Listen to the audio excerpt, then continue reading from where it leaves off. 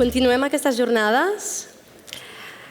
Donem pas ara al panel acadèmic amb la interculturalitat com a acció política, la mirada des del món acadèmic sobre les polítiques interculturals. Participen en aquesta taula Blanca Garcés, experta en polítiques migratòries en el Centre de Recerca en Relacions Internacionals CIDOB, Bob White, professor en la Universitat de Montreal, que farà la seva intervenció per videoconferència, Diego Falconi, professor de Dret a la Universitat San Francisco de Quito, Equador, i professor associat de l'àrea de Lletres de la UAB, i Antomi Toissiger, historiador, profesor en la Universidad de Nueva York y presidente del Consejo para la Eliminación de la Discriminación Racial o Étnica, CEDRE.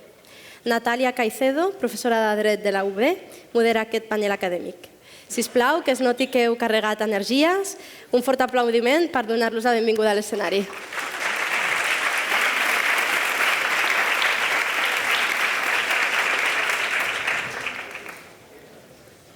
Bueno, moltes gràcies per la presentació. Jo el primer que vull dir és felicitar a l'Ajuntament de Barcelona per aquestes jornades, per aquest pla. Jo crec que avançar en matèria d'interculturalitat és important, és necessari. A la taula passada parlàvem dels reptes, però que encara queden moltes coses pendents. Segurament en aquesta taula també saldrà aquesta perspectiva. Però també hem de tenir la mirada de lo positiu. Tenim un nou pla que continua apostant per la interculturalitat i hem de continuar avançant en aquesta línia. Llavors, felicitar a l'Ajuntament de Barcelona. Com dèieu, tenim una taula d'experts en matèria d'interculturalitat. Jo quan vaig veure el panel que havia de moderar vaig pensar això millor impossible. Aprendrem moltíssim perquè són perfils que han treballat molt la interculturalitat tant des de l'acadèmia però amb peus al carrer i als moviments i als col·lectius. No és aquella acadèmia tancada en el seu despatx amb el seu ordinador, sinó que és una acadèmia molt aterrada a terra i a la realitat. Llavors jo crec que això ens enriquirà moltíssim. Com sabeu, tenim a Blanca Garcés, ja ens van dir, que és investigadora i coordinadora d'investigacions del CIDOB. Ella ha fet estudis, molts de nosaltres l'hem llegit molt, parlant sobre temes d'asil, les polítiques de frontera, els sistemes estatals d'acollida i ara treballa sobre politització i polarització a Europa en matèria d'immigració. Tenim també online a Bob White, ell és professor del Departament d'Antropologia de la Universitat de Montreal. Ara, si veieu, ens diu hola.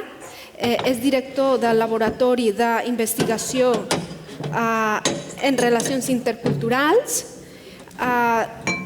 És coordinador de la Red de Municipis sobre Immigració i Relacions Interculturals al Quebec i, a més, té un ample nombre de publicacions sobre immigració, interculturalitat i polítiques locals, polítiques municipals.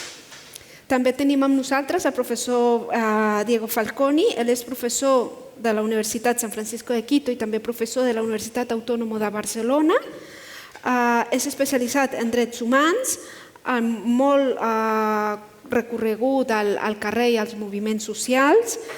És director de la revista Jurisdicto, també té bastantes publicacions sobre temes de les polítiques o els moviments no binaris i ha estat galardonat per al Premi Casa Amèrica el 2016 en categoria d'assaig. I Antomi Toissiger, que m'imagino que alguns de vosaltres ja el coneixeu, és historiador, professor de la Universitat de Nova York a Madrid i president del Consell per l'Eliminació de la Discriminació Racial i Ètnica. És historiador, però també és artista i és, com sabeu, especialista en panafricanisme, colonialisme i racisme. També té diverses publicacions i, com sabeu, també és una persona molt propera als moviments socials en matèria d'immigració i antiracisme. Jo començaria el panel amb una pregunta compartida per tots quatre I la pregunta és si després de 12 anys d'implementació de les polítiques interculturals en Barcelona considereu que la interculturalitat continua sent el model vàlid per avançar en matèria d'igualtat i de reconeixement entre les diferents cultures o col·lectius migrants. És a dir, continuem amb l'experiència que tenim, és la interculturalitat el camí que hem de continuar? Si voleu, comencem. Hola, moltes gràcies per invitar-me. M'agradaria fer la intervenció en català, però el meu català no és fluid, per això la faré en castellà. Bueno, para contestar esta pregunta, yo no podría hablar muy específicamente de las políticas en Barcelona o en Cataluña en general, porque no es un campo de mi especialidad ni es lo que conozco de primera mano, pero sí puedo hablar del modelo intercultural en general, ¿no? Yo creo que tenemos que ser críticas con este modelo. Tenemos que entender también que se nos ofrece como la panacea, pero tiene muchas aristas y muchas fracturas también el modelo, hay que señalarlo esto. Entonces, como estoy seguro de que muchas personas aquí van a hablar de la parte positiva, pues yo voy a hablar un poco de quizás de los errores del modelo multicultural. Lo primero que tenemos que tener en cuenta es que una cosa es el hecho de la diversidad cultural en una sociedad dada, y otra cosa es las políticas públicas para enfrentarlo o para gestionarlo. Y ahí es cuando enfrentamos lo que sería la palabra multiculturalidad a lo que sería la palabra multiculturalismo, o interculturalidad a interculturalismo. ¿Verdad que interculturalismo no lo escuchamos mucho, pero multiculturalismo sí? Y ahí estamos viendo un poco el sesgo ideológico que hay en esto. Es decir, cuando una política es aceptada en la esfera pública, no se considera una ideología. Se considera simplemente una forma de gestionar la realidad o para mejorarla, etcétera, ¿no? Pero cuidado, porque hay una diferencia entre multiculturalidad, que es el hecho natural de la existencia de diversas culturas, y también interculturalidad, que es el hecho natural de que esas culturas se interrelacionen. Y otra cosa es el multiculturalismo y el interculturalismo. También tenemos el modelo asimilacionista, el asimilacionismo. Entonces, yo lo que quiero decir con esto es que una cosa son las opciones que tienen las personas que viven en un territorio, en una zona, en un espacio, en un marco político o geopolítico o geográfico, y otra cosa es lo que las instituciones quieren que esas personas hagan. Y ahí es cuando tenemos que tener cuidado. En todo marco de diversidad cultural, y eso ocurre en todos los lugares del mundo, incluso hasta en la isla más pequeña del mundo hay diversidad cultural, en todos los lugares donde hay una diversidad cultural, las personas toman diferentes opciones frente a esa realidad. Entonces las personas pueden decidir ellas mismas participar de cierto grado de interculturalidad. ¿De acuerdo? Ellas pueden decidir no querer compartir su cultura. Pueden decidirlo. Y de hecho es un derecho protegido internacionalmente. O las personas pueden decidir asimilarse. Pueden decidir abandonar por completo sus raíces culturales y lo que se llama integrarse, quizás desde un punto de vista integracionista, que también es una ideología, el integracionismo. Entonces también pueden decidir eso. Es decir, yo creo que lo importante y donde residirá el éxito de cualquier política pública será en que se permita y haya vías para elegir cualquiera de esas opciones.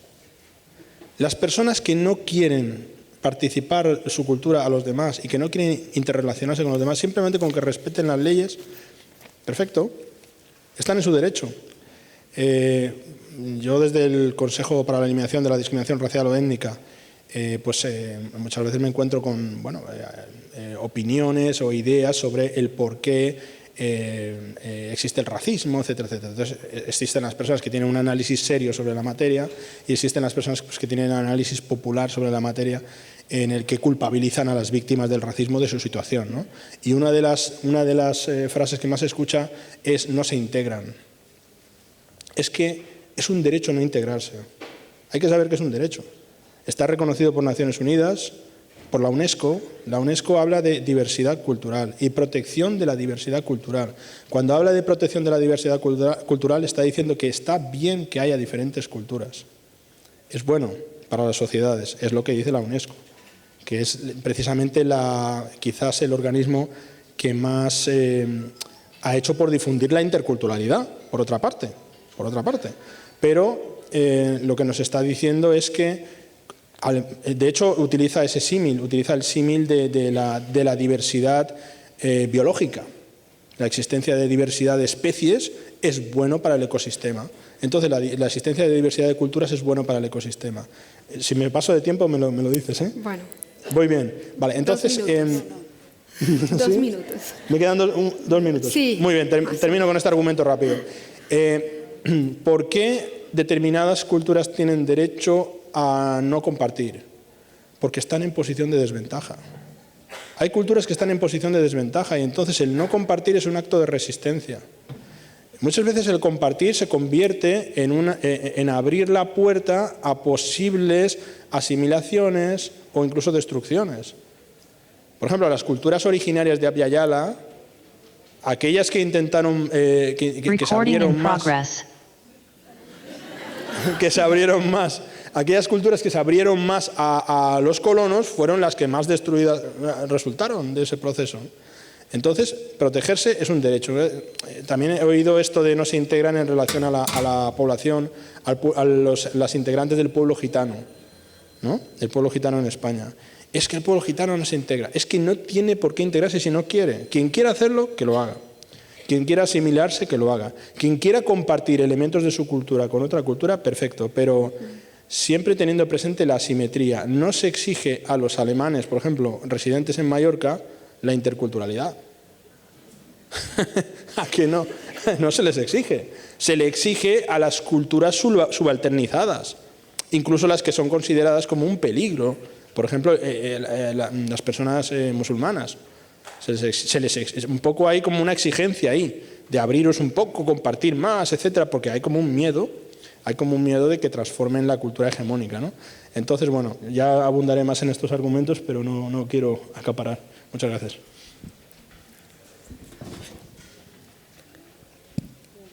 Sí. Yo creo que está abierto. A ver, sí, siempre tengo problemas con los micrófonos, no sé qué pasa. Pues nada, moltíssimes gràcies per la invitació, és un plaer ser aquí i a més també un motiu d'esperança veure com aquests temes mobilitzen cada vegada més gent. Natàlia, la teva pregunta si la interculturalitat és un model vàlid, deixa'm que respongui des d'una perspectiva comparada, que és la meva, des d'on jo faig la meva recerca, fins a quin punt és un model vàlid en diferents contextes, fins a quin punt és un concepte i un model que pot viatjar a través d'aquests diferents contextes. I avanço que la meva resposta és que sí, però m'agradaria començar pel però. Però, de fet, els contextos poden ser molt diversos en el sentit que la percepció de diferència pot ser molt diferent, què es percep com a diferent i quina és la diferència que es problematitza. Això pot variar molt de context en context. També el context socioeconòmic pot ser molt diferent i això és fonamental. Aquest matí parlàvem d'estructures i sobretot parlàvem d'estructures de discriminació, però jo parlaria de l'estructura més en un sentit marxista, dels mercats. El mercat laboral, el mercat de l'habitatge, són qüestions fonamentals que marquen aquest context des d'on fer determinades polítiques. Després hi ha contextos diferents també en relació al paper de l'Estat. Hi ha països on l'Estat està pràcticament absent d'aquests temes, però absent de molts altres temes, i després hi ha una gran diversitat en estats del benestar, i aquí m'estic referint dins del context europeu, amb estats del benestar molt diferents que ens porten, per exemple, a qüestions tan fonamentals com presència rellevant d'habitatge social o no. I això també és fonamental. I després també és fonamental en aquesta diversitat de contextos la governança, qui té competències, i ja no només qui té les competències de què, sinó a més quina relació hi ha entre els diferents nivells administratius. Avui aquest matí parlàvem d'aliances entre les diferents administracions. Això és fonamental i explica en moltes ocasions per què 20 anys després en determinats àmbits no hem avançat tant com voldríem. Tot això són aquesta diversitat de contextos. A pesar d'aquesta diversitat de contextos, jo diria que efectivament jo crec que sí que el concepte d'interculturalitat viatja o pot viatjar a través d'aquests diferents contextos i donaré 3 raons. La primera és que els 3 principis articuladors del concepte d'interculturalitat, tal i com ho ha definit l'Ajuntament de Barcelona, igualtat, reconeixement de la diversitat i facilitació de la interacció positiva, a mi em sembla que aquests 3 conceptes, per aterrar el concepte i per no quedar-nos en discussions etèries, si ho aterrem en aquests 3 principis que acaben articulant els 3 eixos del pla d'interculturalitat, aleshores a mi em sembla que aquests 3 principis sí viatgen molt bé, la igualtat, defensa de drets humans, igualtat de drets i de tracte, i per tant, com promoure l'exercici efectiu, i el d'efectiu és fonamental, de drets socials, polítics, econòmics i culturals. Això és fonamental i hauria de ser fonamental en qualsevol democràcia. Després, el reconeixement de la diversitat, jo el que penso que fa del concepte d'interculturalitat un concepte aplicable en diferents contextos és que defineix el concepte de cultura d'una manera molt àmplia.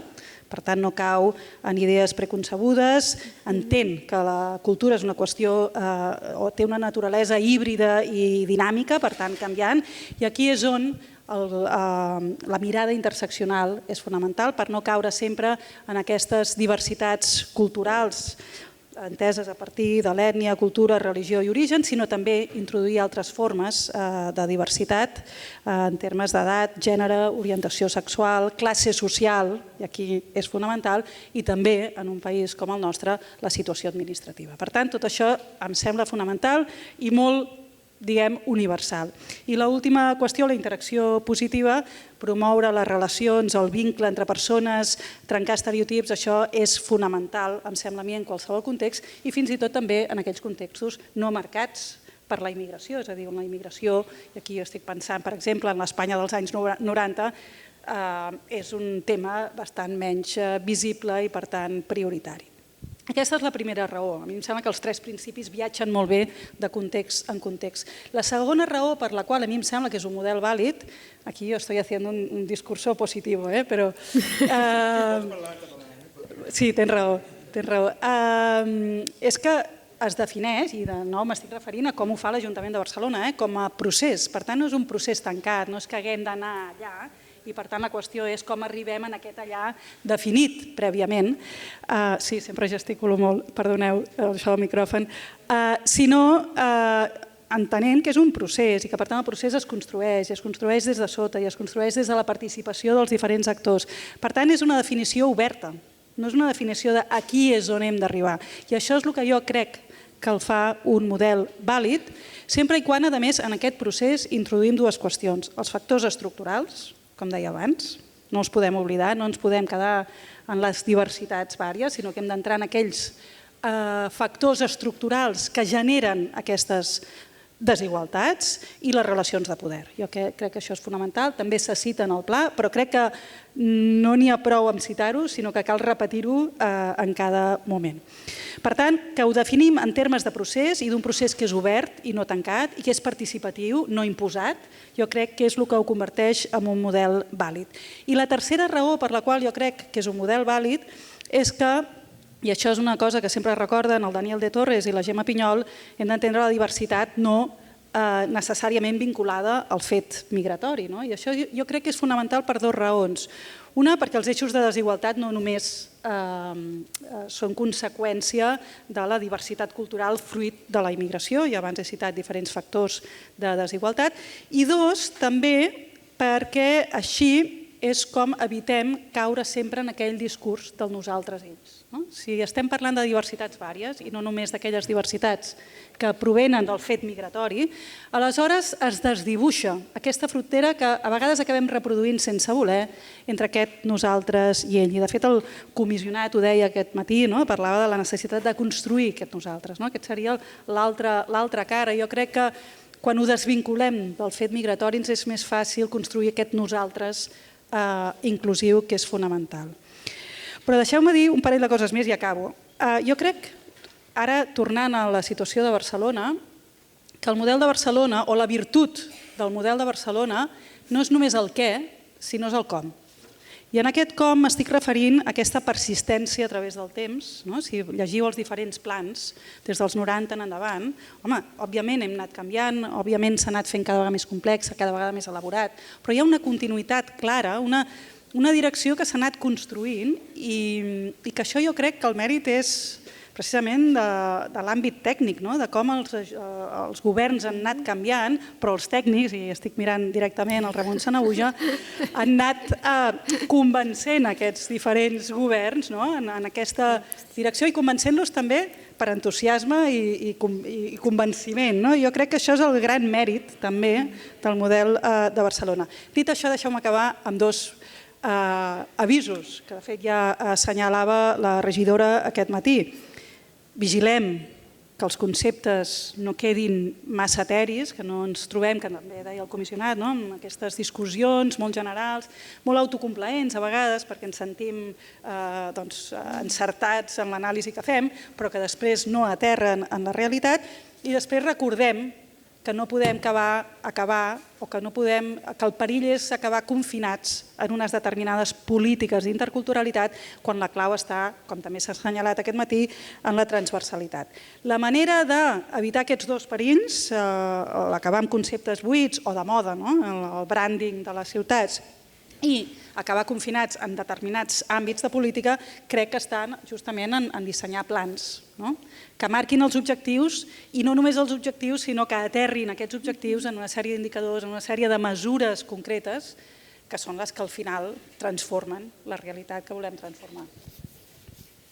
La Pau o no? Sí. Bob, si quieres, damos paso. Es probable que tengamos algunas interferencias porque como tenemos una intervención online, if you want, you can... Okay. I don't know if you can hear me.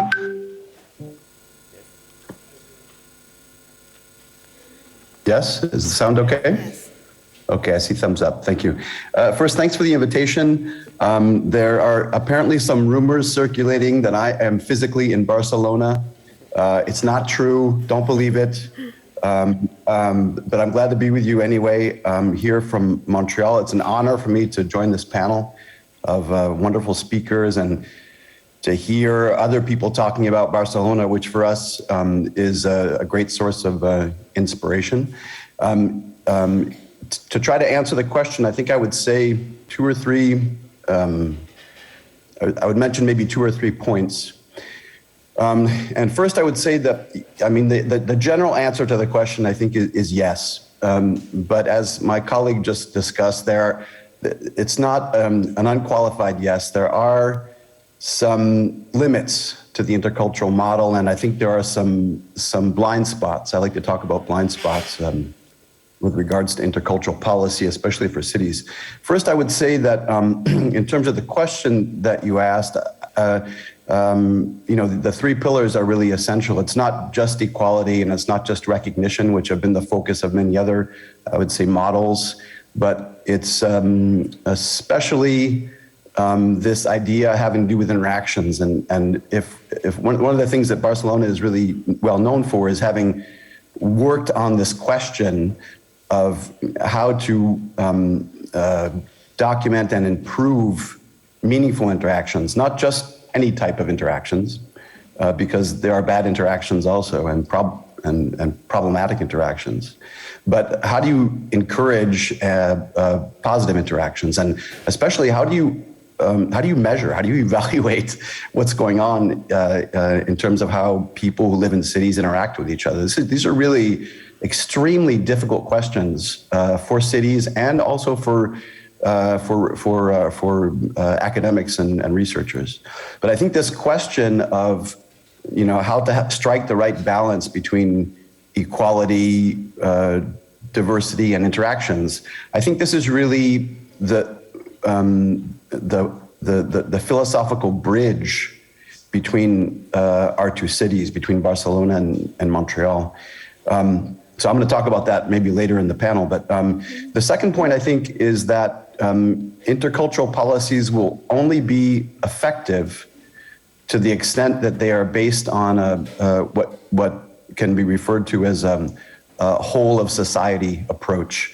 And I'm seeing a lot of that that was referred to in the previous speaker's comments. Interculturalism is not just about migration, and it's not just about migrants. It concerns everyone, and so that means what that means in a concrete fashion. That means that we have to find constructive ways to get people from majority groups involved in the process. And when I use the word majority, I know that that's like a problematic term, especially in places like Spain and in Canada. But it's a problem everywhere. These groups that are historically in the position of being majorities, in sociological terms or in demographic terms, they are a part of the problem, and they have to be a part of the solution. So from an intercultural perspective, we can't simply pretend that they're all racist, or we can't simply pretend that they're not a part of the solution also.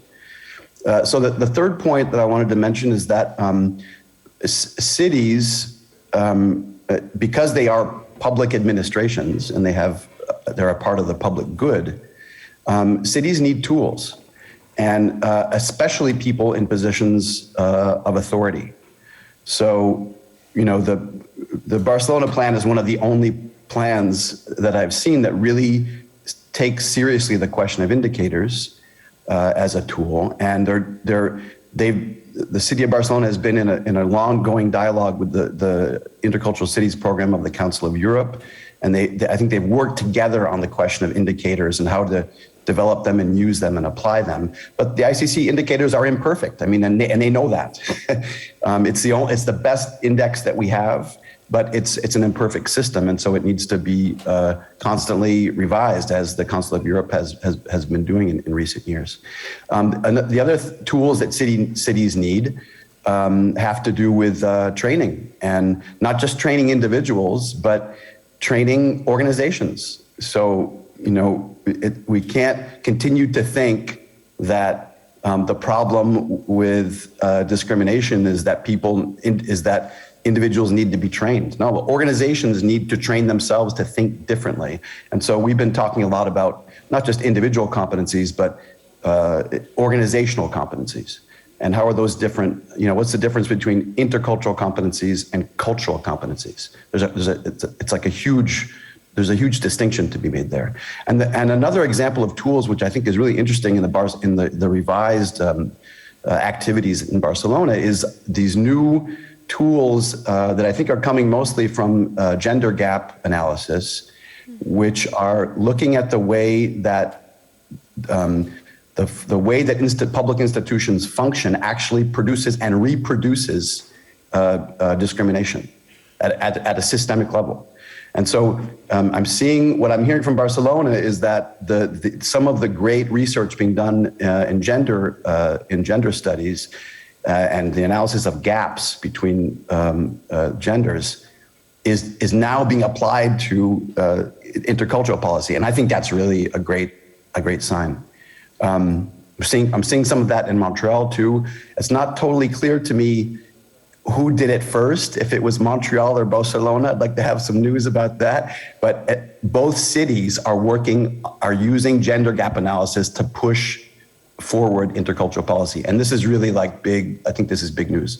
The last point, and I think this is especially true in Barcelona, is that cities have to do more to understand this very complex relationship between interculturalism and anti-racism.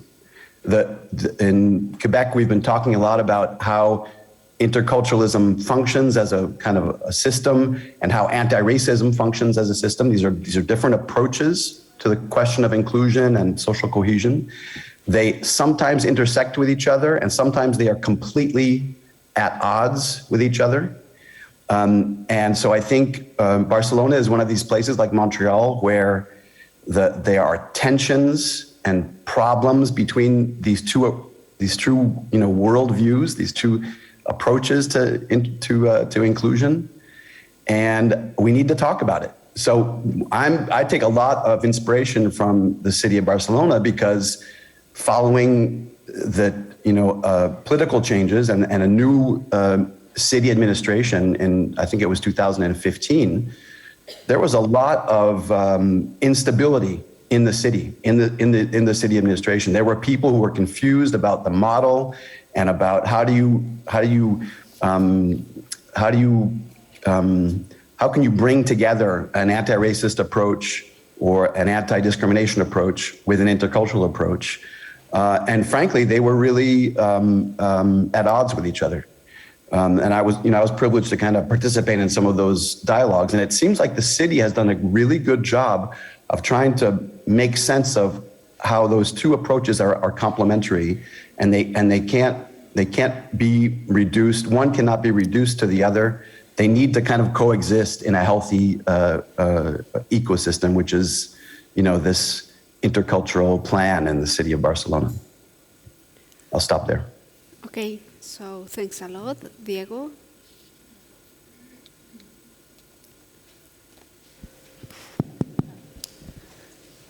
Muchas gracias por la invitación. También voy a hablar en castellano, quizá en ecuatoriano, ya que aquí en España, en Cataluña, se habla siempre de mallorquí, de valencià. Quizá deberíamos empezar a pensar en estas variantes que también hablan de subjetividades.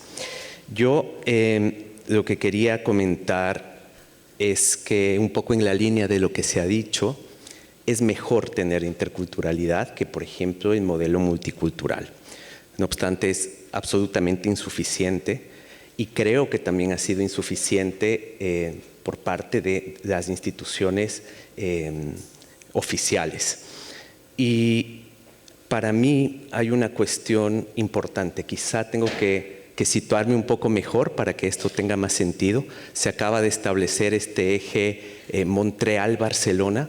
Yo quiero establecer un eje quizá más subterráneo, que es de las migraciones andinas, que han sido las migraciones del cuidado del cuerpo europeo, español, catalán, que son también las que traemos un saber intercultural, vamos a profundizar esto, que viene de las comunidades ancestrales. Entonces aquí, digamos, hay una intervención al momento de decir la interculturalidad que se está planteando en esta ciudad, viene también desde el sur. Es una herencia que los cuerpos que migramos traemos.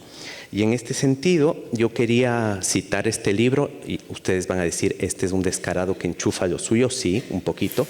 Es un libro que escribimos con Ochí Curiel. Ella es una pensadora afrodescendiente de la República Dominicana que vive en Colombia, que enseña ahí, es antirracista, parte del feminismo decolonial, y está publicado en Icaria, que tradicionalmente ha sido una editorial catalana centrada en las luchas marxistas de cambio climático. Y resalto esto porque también son saberes que están reconocidos. Yo enseño hace mucho tiempo en la universidad aquí. Antes pasaba estas lecturas en fotocopias, ahora ya tenemos libros, porque estamos habitando determinadas corporalidades, ciertos espacios. De hecho, el que esté invitado aquí creo que da cuenta de ello también. Y lo que dice Ochí Curiel, voy a citarla: aunque reconozca la población afro e indígena, el Estado se refiere, en clave multicultural, por ejemplo, no producirá cambios significativos para que estos pueblos sean dignificados y considerados humanos y no siguen siendo víctimas del racismo.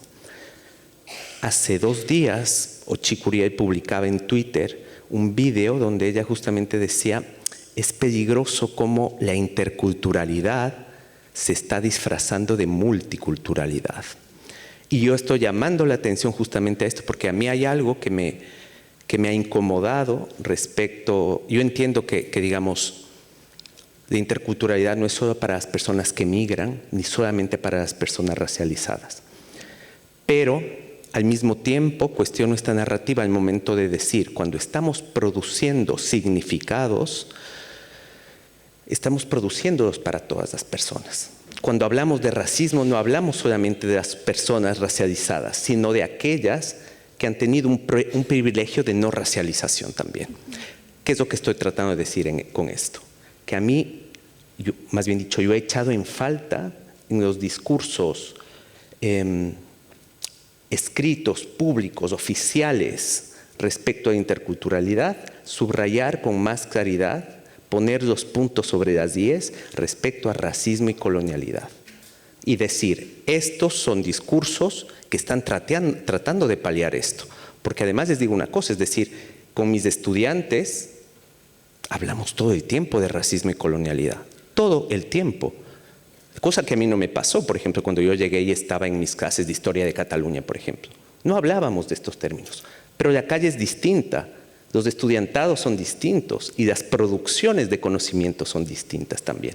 Y por tanto, entender que mis gestos, mis propios gestos, que creemos que es algo único, personal, también son compartidos por ejemplo, posiciones de privilegio, es importante empezar a desmontar. El género como categoría analítica, como espacio de la calle, nos ha ayudado mucho a cuestionar ese lugar de privilegio. Y precisamente creo que la colonialidad, por ejemplo, es otro de esos discursos que nos ayuda a cuestionar nuestro lugar de privilegio o de mediano privilegio o de, en definitiva, el lugar que estoy ocupando en la sociedad. ¿Qué me sigue seduciendo a mí del discurso de interculturalidad? ¿Por qué es algo que yo, por ejemplo, sigo usando en la clase? Mi aula de clase es un espacio intercultural. ¿Qué es un espacio por descubrir? A diferencia de la multiculturalidad, que es un melting pot, que ya te está diciendo cuál es el final, es el pot. Es decir, tú puedes ahí meter en la paella lo que sea, pero el final es la paella. La interculturalidad tiene un fondo utópico que a mí me sigue pareciendo sexy, que es decir, y aquí sigo las ideas de Patricio Guerrero, de decir, los cuerpos que se encuentran en espacios determinados producen significados. Y ese significado a producir es el importante. ¿Para qué? Para construir sociedades más justas, equitativas. Pero para ello, para que nos podamos encontrar las culturas, tenemos que hablar claramente de colonialidad y racismo. Porque si no hablamos de colonialidad y racismo, no nos vamos a poder encontrar, no vamos a poder hablar abiertamente, vamos a tener vergüenza. Es lo que pasa, les digo de verdad, con mis estudiantes es un espacio maravilloso, y no solo con mis estudiantes, también con personas con las que compartimos espacios políticos. Al principio hay como esta culpa blanca, durísima de franquear, pero poco a poco, cuando conversas con honestidad, cuestionando esos privilegios que también nos afectan a las personas que venimos de allí. Yo, por ejemplo, soy una persona mestiza, un hombre cis, mestizo, con muchos privilegios también allí, que los vi aquí mermados por mi desplazamiento. Pero cuando empezamos a hablar con más honestidad, bajando la guardia, se puede construir otras cosas interesantes. Y creo que la apuesta por un discurso intercultural, desde mi punto de vista, va por ahí. Termino con lo siguiente, para ser un poco prácticos. Una guía de comunicación del ayuntamiento actual, por ejemplo, dice, y voy a citar lo siguiente: «Saps que la classe social també és un factor clau en el racisme? Imagina dues persones que venen de l'Índia a treballar a Barcelona, una ha de vendre roba al carrer perquè encara està en situació administrativa irregular. L'altra és la nova incorporació en una multinacional informàtica. Qui creus que rebrà més violència?» Incorporar en una guía educativa esta diferencia corporal subjetiva, para mí es racista. Aquí nos está haciendo una revisión de esas dos bases fundamentales de lo que tiene que ser interculturalidad. Por eso les digo, hablemos con claridad, hablemos de colonialidad y racismo. Si queremos encontrar espacios donde podamos crear con dignidad, donde desde el primer momento no sintamos una desventaja, hay que cuestionar estos racismos que son parte de quienes somos, que hay que desmontar. Es un trabajo. La interculturalidad no es fácil, como la interseccionalidad. No son categorías fáciles, requieren un trabajo personal, pero de nuevo creo que ahí está lo sexy.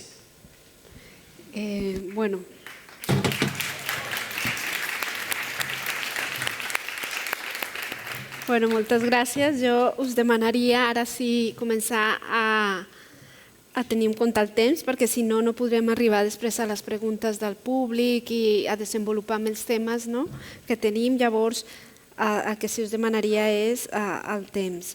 Per l'estructura del panel, no? Després d'aquesta primera pregunta general per totes les ponents, hem pensat fer preguntes més conjuntes en funció de l'expertise. I llavors tenim, per una banda, a Blanca Garcés i a Bob White, especialistes en polítiques públiques, i després farem també una segona tanda amb Diego Falconi, amb Diego i amb Tumi, que entren més en el debat de lo que és el racisme i el decolonialisme, que això podríem veure com una continuació també del panel anterior, perquè també ha sortit bastant aquest tema.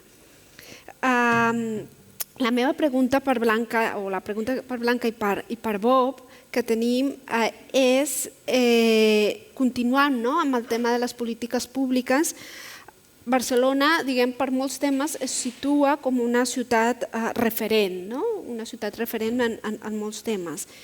I si vosaltres creieu que el Pla de Barcelona ha servit com a exemple per al desenvolupament de polítiques interculturals en altres ciutats, i a l'enrevés, és a dir, si hi ha altres ciutats que també reben aquesta... que Barcelona rep continguts o experiències d'altres ciutats. En últimes, si podem parlar d'una mena de diàleg o de retroalimentació sobre polítiques interculturals entre ciutats. És a dir, sortir una mica de l'àmbit de Barcelona i veure si hi ha com una retroalimentació o un diàleg intercultural entre diverses ciutats. Si vols, comences, Bob? You can answer first. Sure.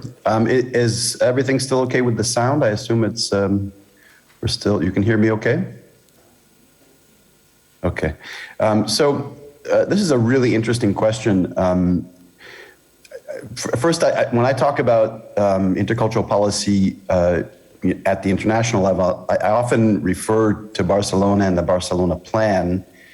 And I've started saying to people who are interested that Barcelona is really the gold standard when it comes to intercultural policy. And I believe that. I think that there's been a lot of great work done in the city, and it's like, as we said, it's a work in progress, but it's a great model for other cities, and it really names, the issues in a serious, responsible way. At the municipal level, Montreal has been working on intercultural policy for, 30 or more than 30 years, but it's never been able to really elaborate an official policy on intercultural integration, certainly not in the way that Barcelona has. This doesn't mean that Montreal doesn't do wonderful things with intercultural policy. There's a competition between the two cities, which I think is very healthy, right? But Montreal still does not have an official policy, and now Barcelona has two, right? So, bravo. So the dialogue between the two cities goes back way before intercultural policy in the cities. So beginning in the 1970s and 1980s, the famous Catalonian philosopher Raymond Panicart began working with the Intercultural Institute of Montreal, which many people in Barcelona know and had contact with. And then later, his counterpart, Kalpana Das, began working with community activists in Barcelona, some of whom I think are probably in the room with us tonight. And so when we started working together between researchers and policymakers in the two cities, none of us knew each other, but it was almost as if we were old friends, or maybe not old friends, maybe distant cousins. So initially we started working on two issues. I think that there was one workshop on libraries and public services and libraries. And then there was another session on human resources and training, if I'm not mistaken. But I think for me, the most exciting part was to be able the conversations that we had about the three pillars. and how they played out in these two different contexts, because at almost exactly the same time as Barcelona was working through this model of the three pillars, people in Montreal were working on a similar model, right? Which didn't have the same terms, but it was basically the same idea, the same inspiration. And so I remember wonderful conversations with people between the two cities about how do you push forward on these principles and make them kind of more well-known and support them and make sure that they're... So I'm looking at the new, just in the last few days, that the new Barcelona plan, the revised plan, and it's, I mean, honestly, it's really exciting to see how the new pillars are a part of the structure. I know that the issue is how do you get people to think about the pillars and use the pillars as a way of evaluating public policy? This is really Barcelona's greatest strength, I think, because they talk about this and the city is involved in these pluralist principles, which make it possible for people to feel like they're a part of the city. So, so I think where Barcelona has done a much better job, it has to do with this issue of mainstreaming and how to make interculturalism something that people, not just people across the city, but citizens, everyday people who live in the city, have a better idea of what we mean by intercultural policy and how it can be used in the fight against discrimination. So Barcelona has a special department which is devoted to these issues, intercultural relations and religious diversity. It has an intercultural plan that has support across political parties. That's something that I think is important, that the plan has had support over time by different political orientations. And the last point is that this work in Barcelona has actually had an influence outside of the city and within Spain at other levels of government, most notably at the level of regional authorities. So I sometimes use Barcelona as an example of what we refer to as trickle-up policy. So policies which come from local government and that tend to kind of like filter up or trickle up into higher orders of government. And I think it's really interesting when regional governments start thinking about intercultural policy, which comes from the grassroots. Okay, thanks a lot. Blanca? Ara? Sí. Sí. Bueno, jo crec que les nostres respostes es complementen molt bé perquè jo respondré més aviat des de l'àmbit europeu, no? I en el diàleg, intercanvi entre ciutats europees, jo diria a la teva pregunta si existeix aquest diàleg i fins a quin punt Barcelona és referent en aquest diàleg i en aquest intercanvi, jo diria que sí. Incís, me n'he oblidat. De fet, qui en sap més d'aquest tema és el meu company Dirk Gebhardt, que estava aquí al públic fins fa 5 minuts, però bueno, en tot cas després pot afegir alguna cosa. Anava a dir que sí, sobretot en el marc d'aquestes xarxes de ciutats, no? Estic pensant en el programa d'Intercultural Cities del Consell d'Europa, estic pensant també en la xarxa RECI a nivell espanyol. En aquestes xarxes de ciutats es produeix aquest intercanvi, aquest diàleg, i jo crec que els tècnics ens ho explicaran millor, però jo crec que aquests àmbits de diàleg, intercanvi i reflexió conjunta amb altres ciutats són fonamentals, però per no caure una altra vegada en un discurs molt autocomplaent, diria que és important anar més enllà del discurs, no? I més enllà d'aquests conceptes generals que a vegades es converteixen en una moda, no? Per també vendre ciutats més inclusives, però a vegades en una carrera que sembla més una competència entre ciutats que no realment un voler incidir en el context immediat. Per tant, en aquestes xarxes de ciutats crec que és important, per un costat, aquesta creació de narratives, que és fonamental, no la nego, però que no ens podem quedar aquí, i per tant també s'ha d'incloure, i de fet s'inclou, i jo crec que és un dels valors fonamentals d'aquestes xarxes, tot el que és l'intercanvi d'experiències i la construcció d'aliances. Perquè abans parlava d'aliances multinivell verticals, entre diferents nivells d'administració, aquí també les aliances entre diferents ciutats, per tal de respondre o conjuntament o acompanyar en determinats moments, en determinades situacions, perquè no hem parlat de conflicte, però a vegades hi ha conflictes també, i aquests conflictes s'han de saber també respondre. I en aquest intercanvi jo crec que hi ha més força i més capacitat de pensar en les alternatives. Dit això, si em preguntes en què pensen, això és la meva impressió, amb què es relaciona Barcelona quan viatges per Europa i quan parles amb altres administracions locals, jo diria dues qüestions. En primer lloc, a nivell més tècnic, jo crec que Barcelona és especialment coneguda i reconeguda, a nivell més tècnic, en tot el que són les polítiques per combatre les desigualtats jurídiques. I això forma part també del Pla d'Interculturalitat. Quan parles de Barcelona, sovint es recorda tots els programes de Barcelona per facilitar l'empadronament, per facilitar la regularització, l'assessorament jurídic. Jo crec que això és un dels valors i una de les banderes, però en el sentit positiu, que ha tingut la ciutat de Barcelona en aquestes xarxes europees de ciutats. I això és fonamental perquè sovint parlem d'aquestes polítiques d'interculturalitat, d'inclusió, etc., però oblidem que, de fet, les polítiques més determinants no són aquelles que inclouen, sinó les que exclouen. Llavors, per tal de combatre aquestes polítiques que exclouen, cal pensar en aquestes alternatives locals que no només promoguin espais de trobada i reconeixement d'aquesta diversitat i construcció d'aquest nosaltres, sinó que, a més, combatin aquest racisme institucional en forma de discriminació jurídica.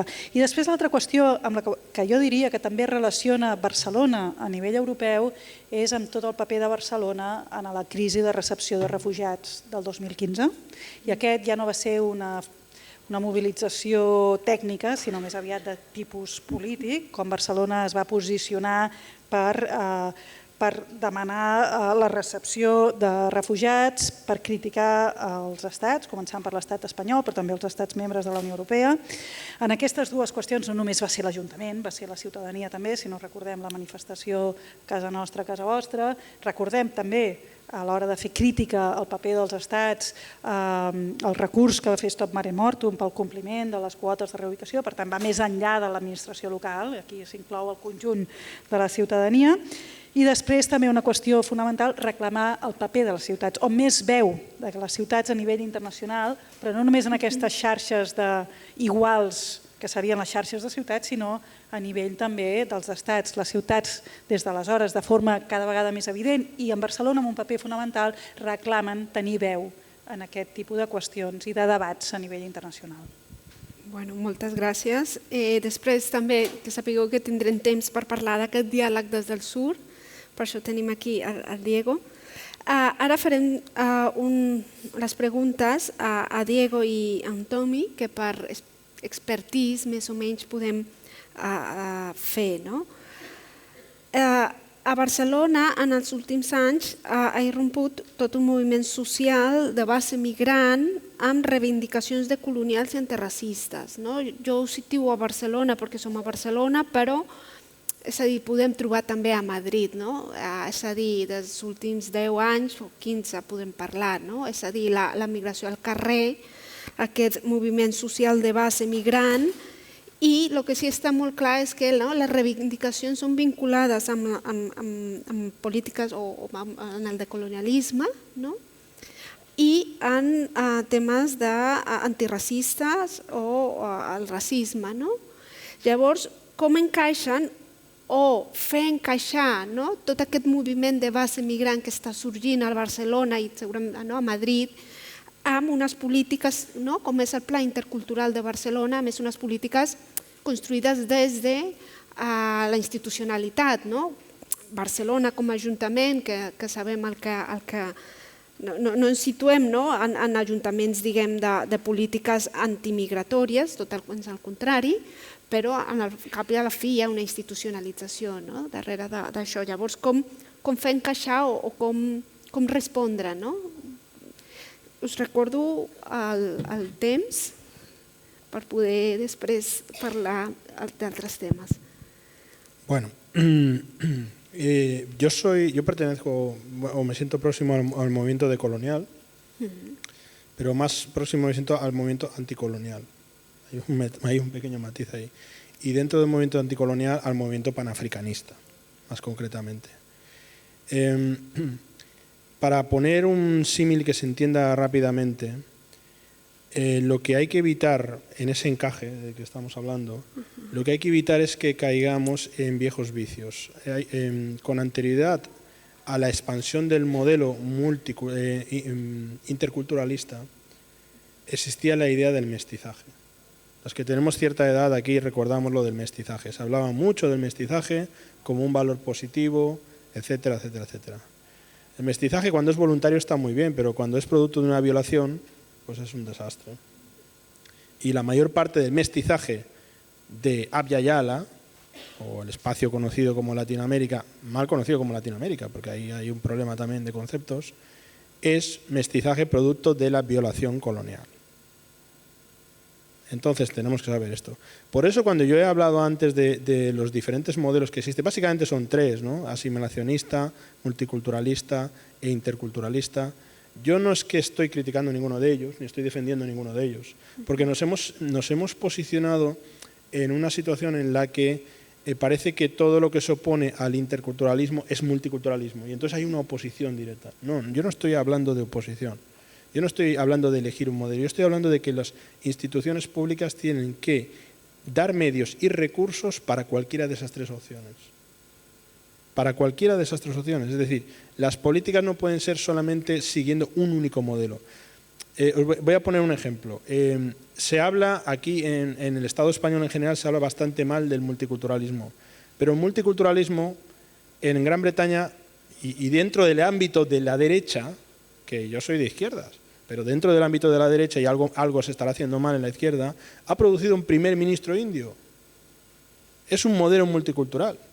Y ha producido un primer ministro indio, que además es hindú, que cuando entró en Downing Street colocó las velas en honor a los dioses indios en la puerta de Downing Street. ¿Puede hacer esto un musulmán en España hoy por hoy? Y estamos en un modelo que se supone que es intercultural. Entonces, de cada modelo tenemos que sacar lecciones y aprendizajes. Y no creo que nos tengamos que decantar por uno. Entonces, ese encaje vendrá en la medida en que a las personas que llegan desde el ámbito, el que sea, con esas ideas de coloniales o anticoloniales, se les permita ser desde su propia identidad cultural, la que sea. Yo creo que desde el ámbito de la identidad sexual no se cuestiona que una persona puede ser queer, puede ser bisexual, puede ser lesbiana, etc. No se cuestiona. Pues lo mismo, creo yo, no se tiene que cuestionar cuando una persona dice es que yo no me quiero integrar, yo no quiero compartir mi cultura. O cuando una persona dice no me interesa nada de mi pasado y quiero ser 100% catalán. Perfecto también. Yo creo que abrir los ojos a eso nos ayudará a que haya un buen encaje de esa realidad. Pero si ese encaje de esa realidad tiene que pasar solamente por uno de los modelos, no me parece bien. Por ejemplo, voy a poner el último ejemplo. Yo no he escuchado hasta ahora que nadie haya dicho que los refugiados ucranianos se tienen que integrar. Yo no he escuchado este discurso de que por qué no se integran los refugiados ucranianos, que hablan una lengua que no tiene nada que ver con las lenguas latinas. No creo que nadie haya dicho esto. De hecho, incluso ha habido discursos de proximidad, cuando es un país que está a miles de kilómetros, muchísimo más lejos que el norte de África, por ejemplo, pero esos discursos no los hay. ¿Hay qué eje hay? Ahí está el eje racial, sin duda ninguna.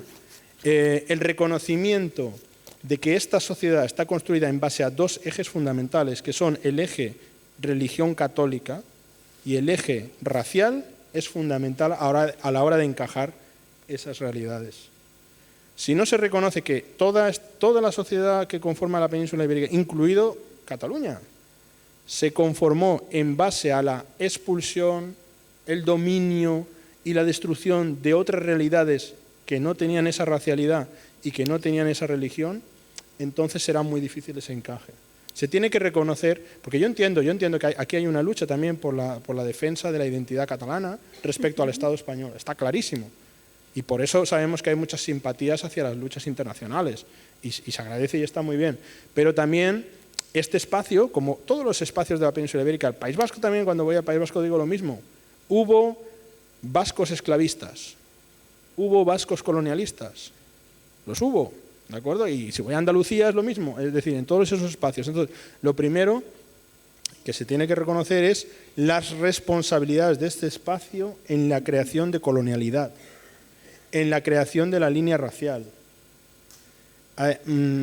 Para terminar muy rápidamente, porque no me quiero extender mucho, se habla de las racializadas y los racializados. Yo soy una persona muy crítica con ese término.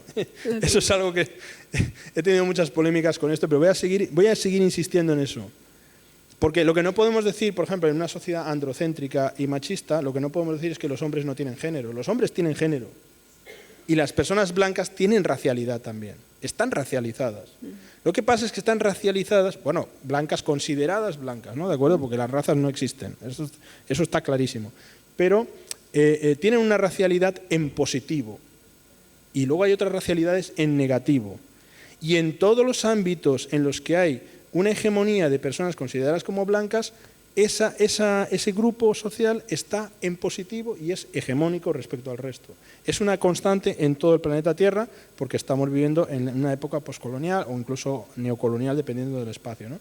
Entonces, reconocer esa realidad también en Cataluña, a pesar de que Cataluña también vive otras luchas que se reconocen y que se respetan y que se apoyan, pero reconocer eso y reconocer la participación de este espacio en eso, uno.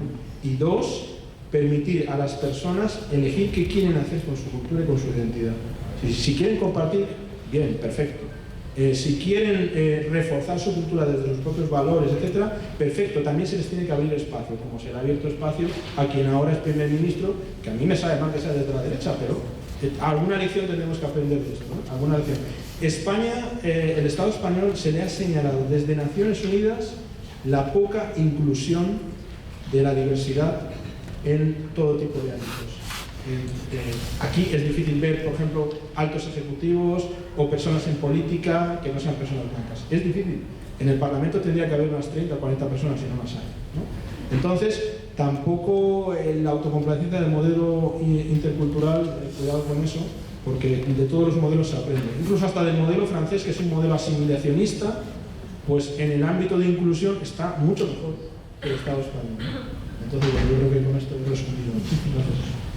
Habitando estos dos espacios, bueno, tres, es que como vivo entre Ecuador y Cataluña, y entre la academia y el activismo, siempre me encuentro como un espacio de frontera, que lo disfruto también. Y lo que yo creo que he visto en realidad es el aporte mayor, es la encarnación del pensamiento. Porque el pensamiento bajo esta tradición humanista pareciera que venía de aquí, de la inteligencia, ¿no? Que aparecía Platón y te mandaba volando las ideas. Y hoy sabemos que se encarna y que esta supuesta objetividad, sobre todo en ciencias sociales y humanidades, es risible hoy en día. Se ha hablado del concepto de lugar de enunciación. Las feministas nos hicieron el favor y al mismo tiempo el pensamiento decolonial lo hacía.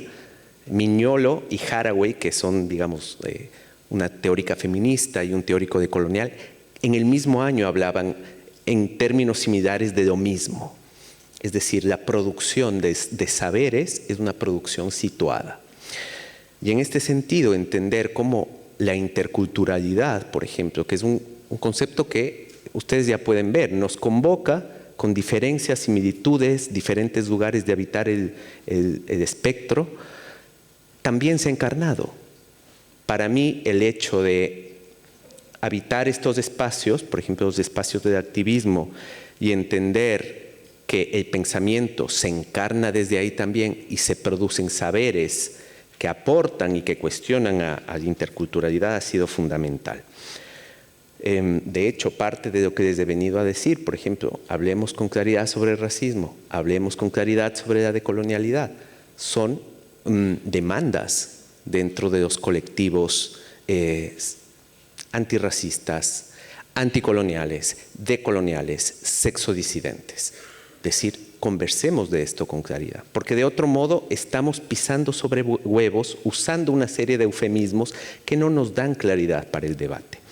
Y en este sentido, habitar desde tu cuerpo y producir conocimiento desde ese habitar te permite detectar cosas que no están bien. Yo les voy a compartir algo, porque yo habito esta ciudad.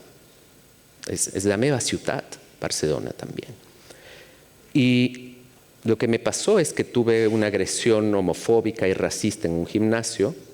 Ese gimnasio no hizo nada, ese gimnasio me revictimizó y de repente, además con todos los privilegios que yo tengo por habitar estos espacios, que el Centro LGTB rápidamente respondió, que mis colectivos y mis redes activaron una serie de cuestiones importantes para protegerme, para cuidarme, para que estos derechos menoscabados se pudiesen restituir.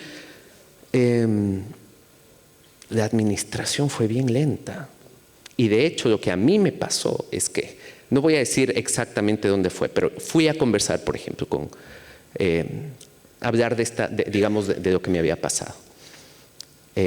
Con una persona que estaba involucrada sobre todo en cuestiones de diversidad sexual.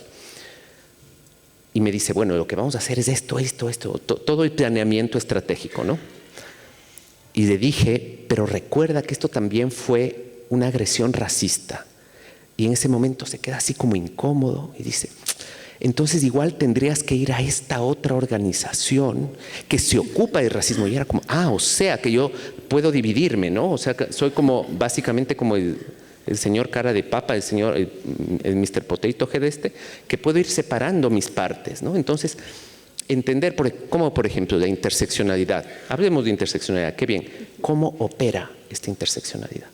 Y la otra cosa es que cuando la OND empezó, digamos, el proceso a empujar todo esto, yo sentía que les tenía que hacer el trabajo.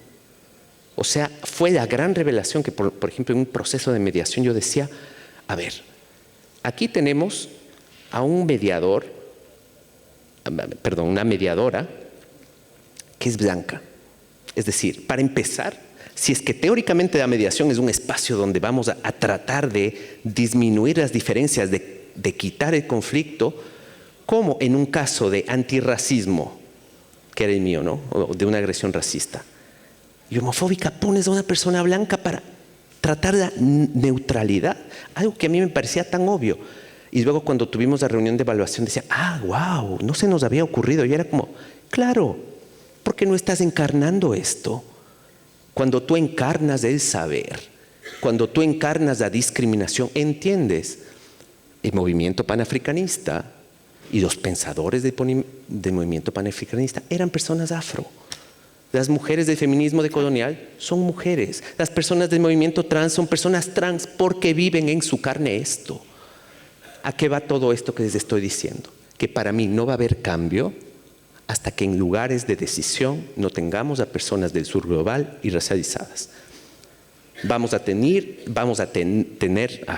seguir teniendo multiculturalismo hasta que en verdad en los espacios de decisión, en las cátedras de universidades, en la dirección de los espacios culturales, no haya personas que están encarnando un saber otro, que tienen este aprendizaje distinto. Creo que ese es mi aprendizaje de los movimientos sociales. Decir, hay que encarnar el saber. Bueno, moltes gràcies per les seves intervencions. Ara passaríem ja a lo que seria l'última ronda de preguntes de la taula i són ja preguntes individuals. Us recordo que si volem deixar una mica d'espai per parlar, ens queda gairebé res, llavors, sisplau, 5 minuts i respostes curtetes. Jo crec que després tindrem, estic completament segura que l'Ajuntament continuarà parlant d'interculturalitat, interculturalisme, racisme i de anticolonialisme. Llavors tindrem més oportunitats per continuar. Us demano, sisplau, el temps. Jo començaria, si podríem començar per la pregunta a Blanca, tornant al temes de polítiques públiques. És veritat que també va sortir, al matí es parlava molt de la naturalesa racista de la llei d'estrangeria. És una llei acordada l'any 2000 a nivell estatal. I llavors la pregunta és a dir, a Catalunya o el model de Barcelona respon a un acord social i polític bastant ampli, que també s'ha dit que s'ha mantingut en els diferents governs que hem tingut a l'Ajuntament. Però com fer per mantenir aquest model en un entorn com és Espanya i sobretot la Unió Europea, que sembla anar contracorrent, no? Una Europa que diu que no vol acollir persones refugiades, amb excepció d'Ucraïna, però que si venen de cap altre lloc del món no les volem, o que tanca cada vegada més les seves portes a les persones migrants. No? Gràcies, ja. Sí, seré molt breu.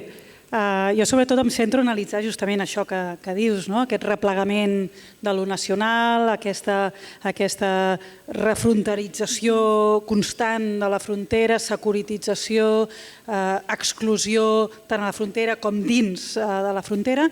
Jo la resposta la resumiria en dues qüestions. Entendre en primer lloc que no és una qüestió de nosaltres versus ells, de nosaltres contra ells, i jo crec que la pandèmia en aquest sentit ho ha posat en evidència.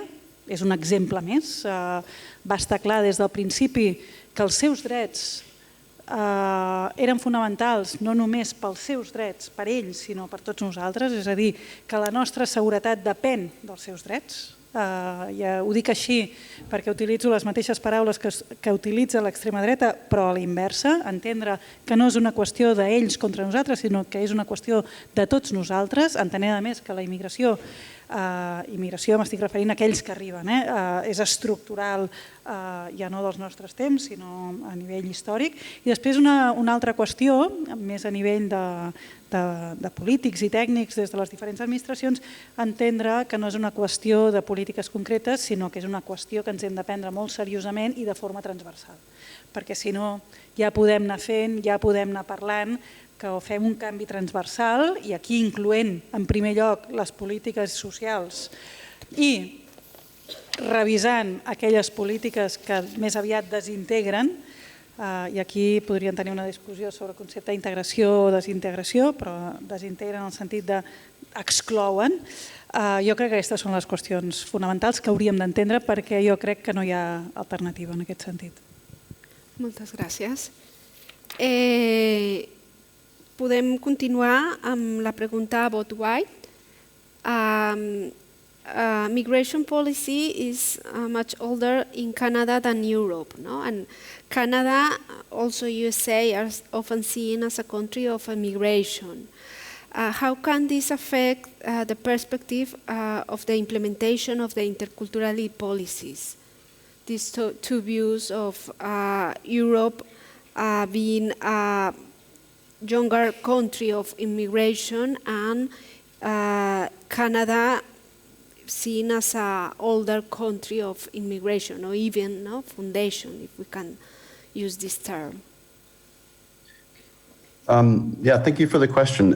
It's very interesting to compare Canada and Spain, not only because of the dynamics between majority groups and minority groups. The case of French Canadians, les Québécois, is very similar to the case of the Catalonian community and claims about protecting language and identity, and this very complex relationship between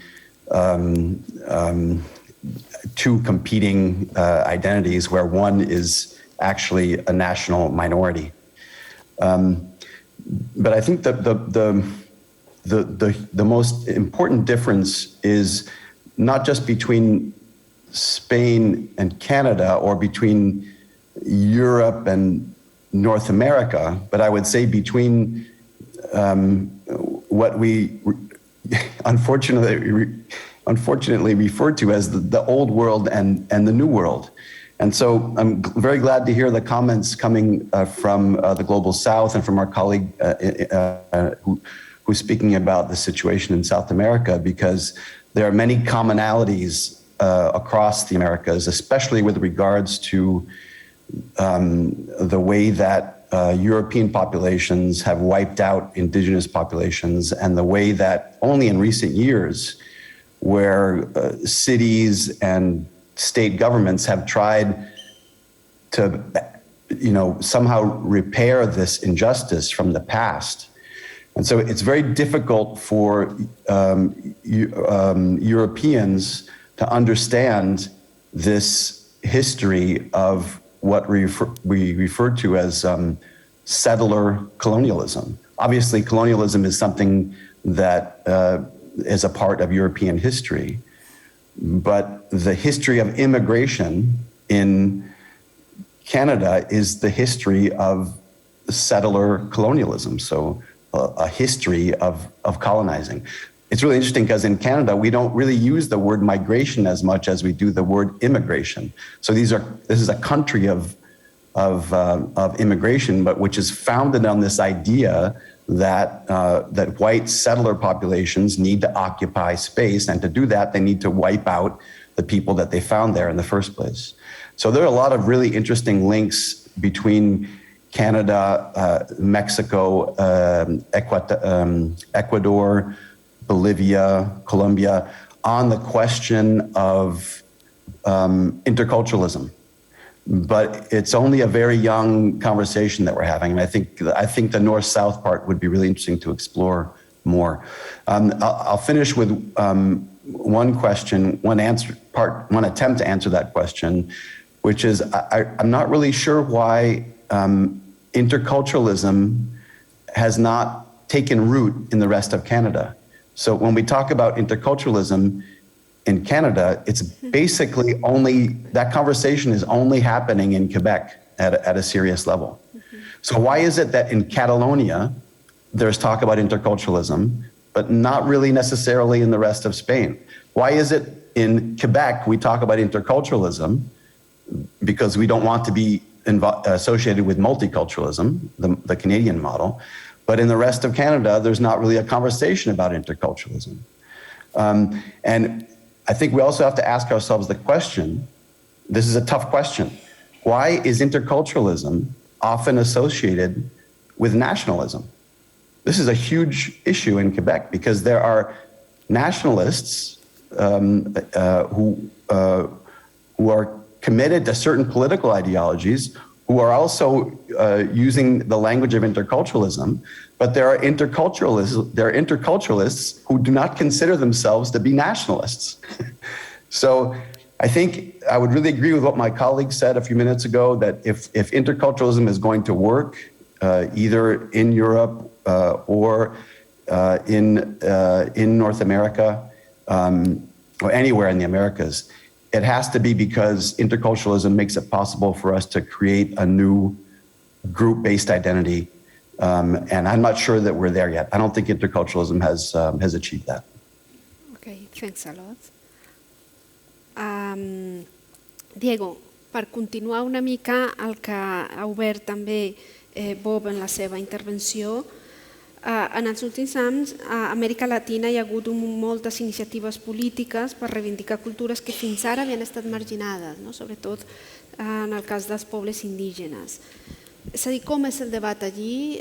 Quines lliçons podem aprendre ara que no eren fa 12 anys quan Barcelona fa l'aposta del model intercultural?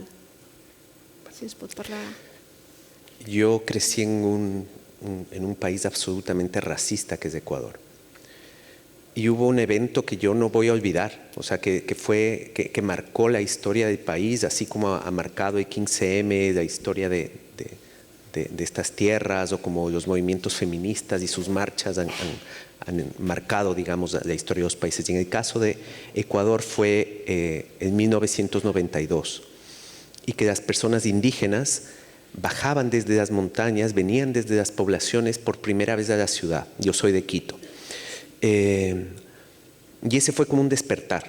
Fue como un despertar que además vino con mucha fuerza, y que a partir de, digamos, de ese movimiento político se generó la interculturalidad andina, que tiene sus particularidades.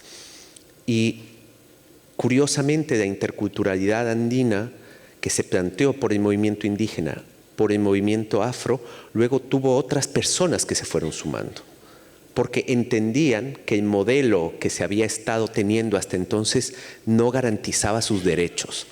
Es decir, hubo un proceso de seducción para que, por ejemplo, y eso es lo que está pasando ahora en ese lado del mundo, que los movimientos trans o los movimientos ecologistas se sumaran a pensar interculturalidad. Pero de nuevo, el requisito indispensable para sumarse a ese debate era cuestionar la colonialidad, cuestionar esa nave nodriza que es la cultura occidental. Y a partir de eso se podían construir diálogos, encuentros, desencuentros. Y eso ha permitido que, por ejemplo, en el caso de Bolivia, en el caso de Ecuador, ya vieron que en Chile eso no pasó en su constitución, que proponía justamente un modelo pluricultural. Y eso asustó rapidísimamente a la gente blanca de Chile, al mestizaje tradicional, que dijo, no, 2 sistemas de justicia en nuestro Estado unitario chileno, no, eso no va a pasar aquí. Pero ese debate inicial posibilitó pensar una cuestión adicional. Por ejemplo, Catherine Walsh, que es parte del grupo Modernidad y Colonialidad y que ella es de Estados Unidos, pero que vino a Ecuador, se quedó en la Universidad Andina y ella empezó a trabajar desde los feminismos y trabajos con comunidades indígenas. Ella propone otra cuestión. Yo les hablaba de colonialidad y de racismo como los requisitos fundamentales. Ella propone otra cosa que yo creo que es súper sexy para Cataluña, que es no se puede hablar de interculturalidad sin plurinacionalidad. Y de hecho, esa fue la propuesta política del movimiento indígena en Ecuador. Decir, para que podamos conversar en este territorio que se llama Ecuador, tenemos que reconocer otras naciones. Solo así va a haber debate intercultural. Y en la Asamblea Constituyente y en todos los espacios académicos y políticos, esta era la discusión. Y de hecho yo creo que la interculturalidad andina, que tiene estos matices, estas particularidades, ha tenido acogida, por lo menos en los espacios donde yo estoy. Porque precisamente ese cuestionamiento a una unidad nacional también ha sido parte del debate y ha obtenido frutos, ha obtenido réditos. Siempre además desde un diálogo que no es un diálogo de yo no te rozo, sino un diálogo que a veces es complicado. Pero cuando partes de estas premisas y puedes bajar la guardia, creo que esos diálogos son un poco más posibles. También estoy pintando un panorama un poco utópico, yo lo sé, pero también es un panorama que yo he visto. Y si yo comparo ese estado racista que yo habité, que todavía es racista, sin duda, pero con los cambios políticos que ha habido hoy, sin duda, yo tengo que decir que la interculturalidad ha permitido esto, pero desde luego ha sido una interculturalidad muy cifrada en estas cuestiones que les he comentado.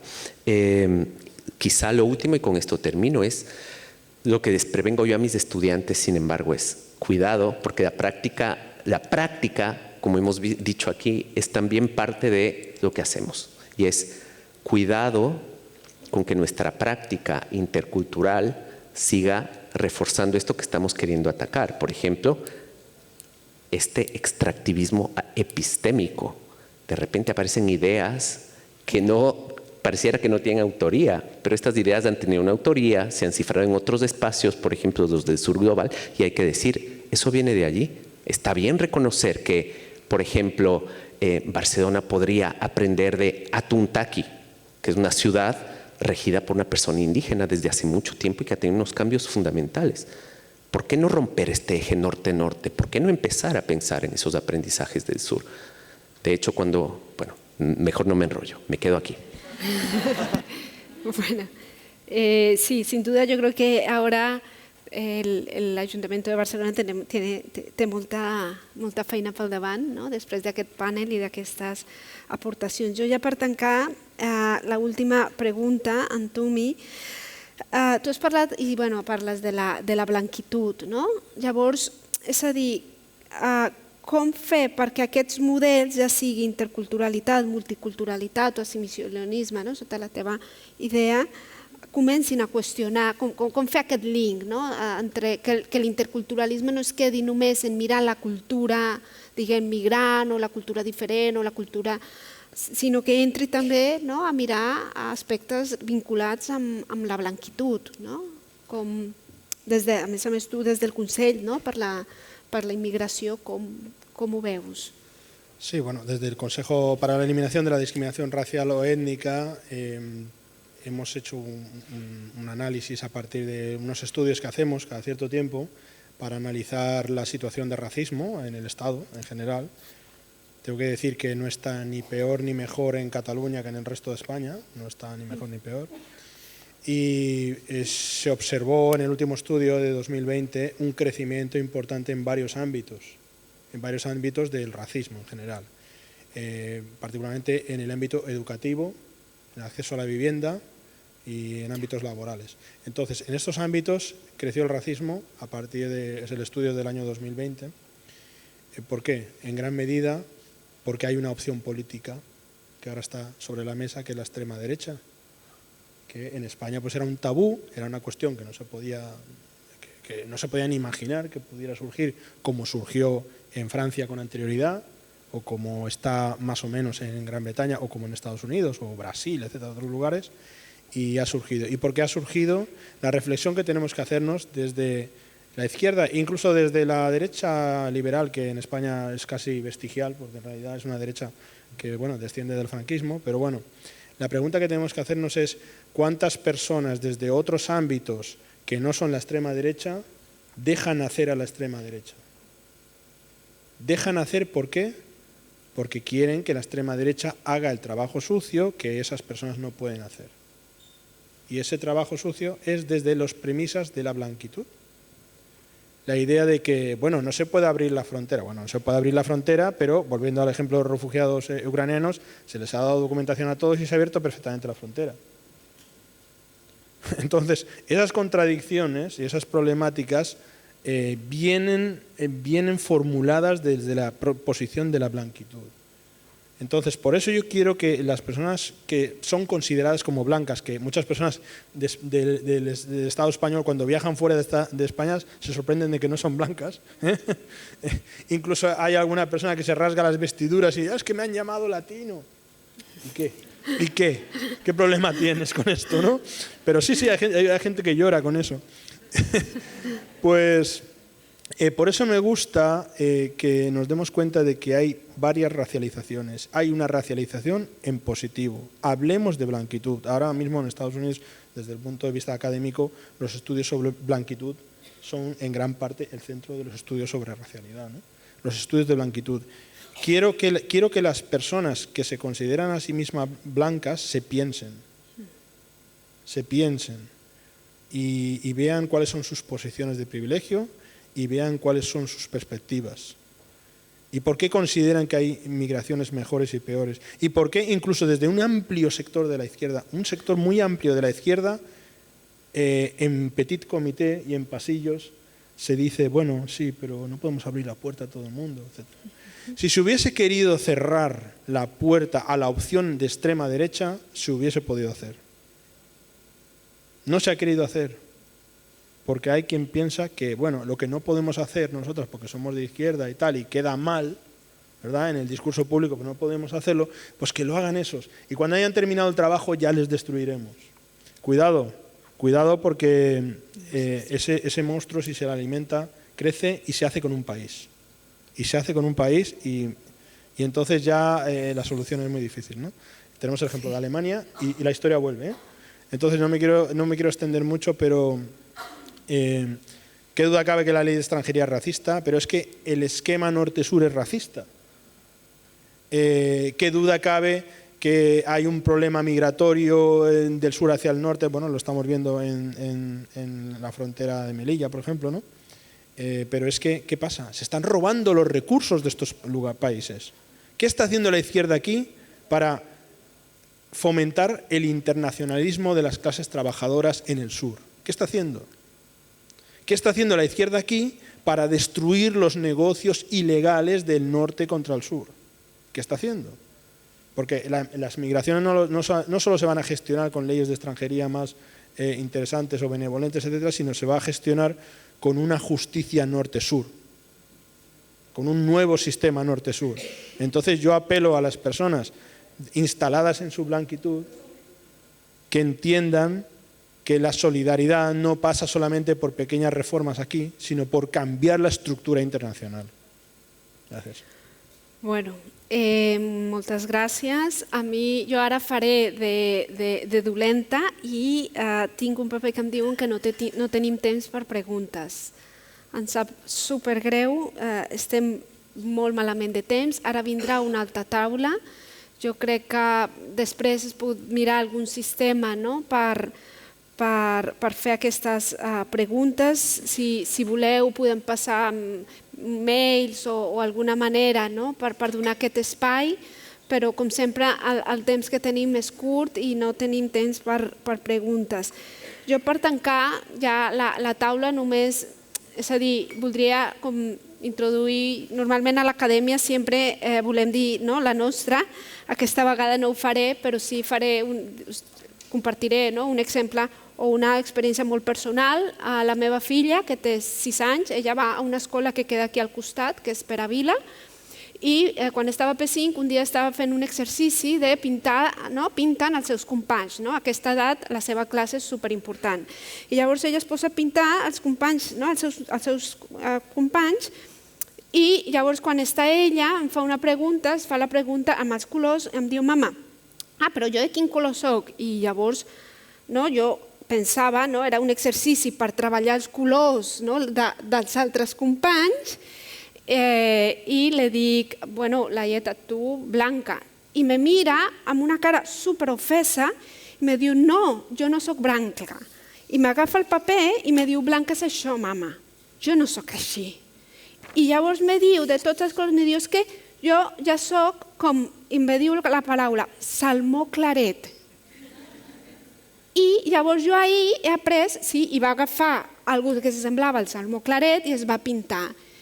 I ahir vaig entendre que a la seva classe, a P5, al col·legi, havien treballat els colors de la pell, però els colors de la pell no des de la perspectiva com jo m'apropava, des de la meva ingenuïtat també racista, des de mirar els colors dels altres i reconèixer la coloritat dels altres, del negre dels altres colors, sinó que també el van treballar des de la perspectiva dels seus colors. I cap dels nens de la seva escola que nosaltres entenem com blanc es va pintar com a blanc. Van agafar realment els colors que era, i per ella va dir: jo he après que jo soc salmó claret. I en el fons jo vaig entendre que això, una classe de P5 a un col·legi de Barcelona, és resultat de repensar molt les polítiques en matèria d'interculturalitat, i aquella classe concreta, pràctica, té com a base un pla d'interculturalitat de la Universitat de l'Ajuntament de Barcelona que treballa amb les escoles. Hi ha molt per fer, això jo soc la primera i coincideixo, en temes de places, de reserva de places, de la segregació escolar, però també hi ha coses positives, com que la meva filla ja sap als 5 anys que no és blanca i que el blanco no existeix, que ella és salmó claret. Llavors, moltes gràcies, i jo amb això ja tancaria i donem pas a la següent taula.